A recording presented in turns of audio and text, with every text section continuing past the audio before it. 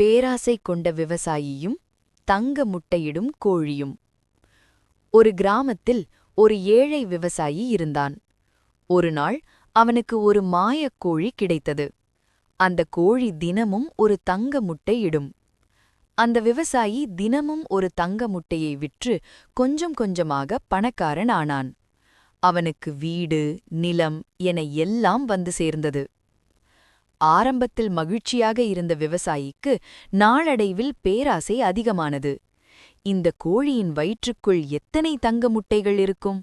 ஒரே நேரத்தில் எல்லாவற்றையும் எடுத்துவிட்டால் நான் உலகிலேயே பெரிய பணக்காரனாகி விடுவேனே என்று நினைத்தான். ஒரு நாள் இரவு விவசாயி அந்த கோழியின் வயிற்றை பிளந்தான். ஆனால் அவனுக்கு அதிர்ச்சி காத்திருந்தது. கோழியின் வயிற்றுப்புள் எந்த தங்க முட்டையும் இல்லை.